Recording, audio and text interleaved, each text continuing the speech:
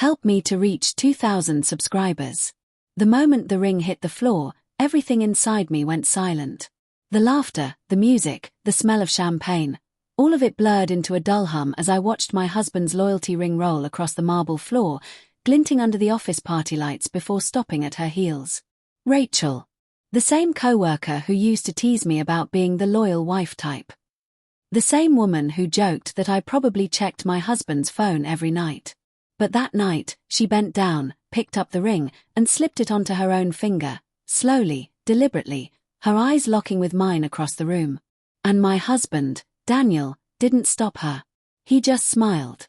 It wasn't a smile of embarrassment. It wasn't surprise.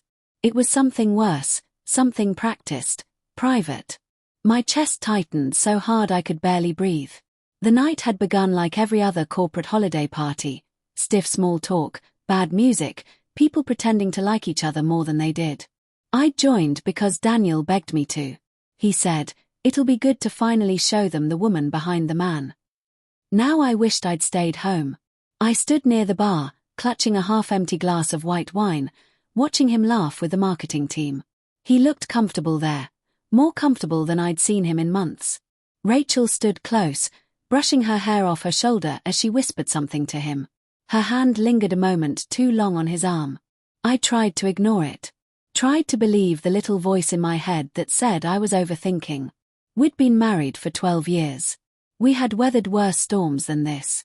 But then the jokes started. "Still wearing those loyalty rings, huh?"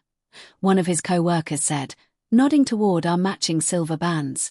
"Cute idea, but isn't it a little possessive?" Rachel giggled. "Oh, it's adorable. But I bet she makes him wear it, doesn't she?" Daniel laughed, a little too loudly. "Yeah, she's big on symbolism." The words sliced through me. I told myself to stay calm. I smiled, even managed to joke back. At least it keeps the wolves at bay. Rachel's eyes met mine. Some wolves can be very persuasive. That was the moment I should have walked away. But I didn't. I stayed.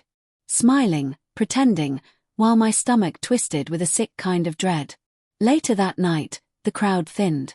I sat by the balcony doors, trying to breathe through the tension, when I heard Rachel's voice behind me. "You know," she said, "he told me you made him promise never to take that ring off." I turned. She was holding a glass of red wine, her lipstick smudged just slightly.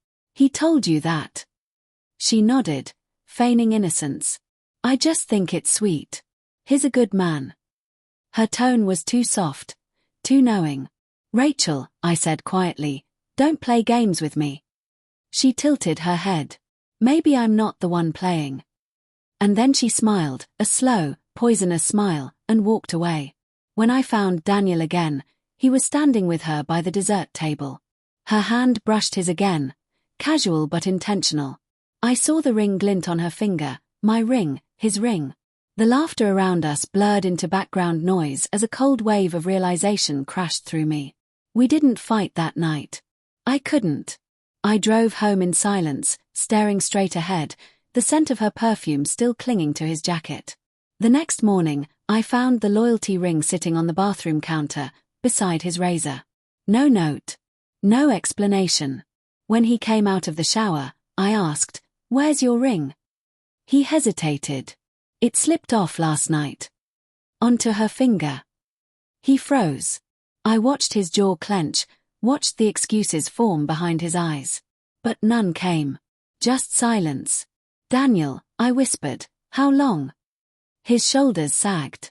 It started after the conference in May. That was when he'd been distant, saying he needed space, that I was being too intense. I had blamed myself. I had worked on myself. And all along, it was her. "Do you love her?" I asked. He looked away.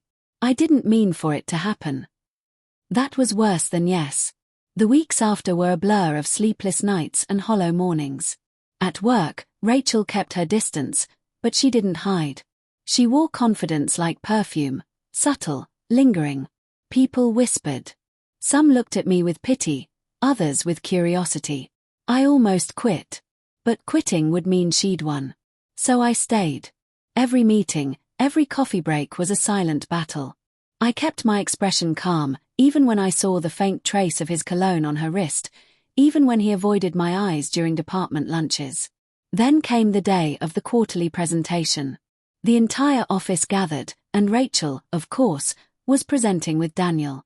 As they spoke side by side, sharing private smiles, something inside me broke loose. When she passed me her laptop after the meeting, I saw the background photo, a candid shot of Daniel asleep, his hand resting on her thigh. The loyalty ring still missing from his finger. My body went cold. She wanted me to see it. I walked straight to his office. "You left your ring for her," I said. He looked up from his desk, startled. "Emma, please." "I'm not angry anymore," I interrupted. "I'm done." He reached for me. "Don't do this." "I'm not doing anything," I said quietly. "You already did." I left the company that week. Packed my desk while everyone pretended not to stare. Rachel avoided me that day. Maybe guilt finally caught up to her, or maybe she was afraid I'd make a scene. But I didn't. Instead, I walked past her desk, paused, and set something down, a small velvet box. Inside it was my own loyalty ring. "For when his slips off again," I said softly, then walked away. Her face drained of color. "It's been 6 months. I live in a small apartment now, far from that office, far from him. The silence doesn't hurt anymore. It feels like air. Sometimes I still catch myself touching the place where my ring used to be. But I don't miss the metal or the promise. It was the illusion I mourned. And illusions are easier to bury than memories. A few days ago, I got a message from an old coworker. Rachel quit. Daniel's been missing work. Heard it got ugly. I didn't reply. I didn't need to. Because somewhere in that glittering office where the music once played, another ring probably hit the floor, and this time, she's the one watching it roll away.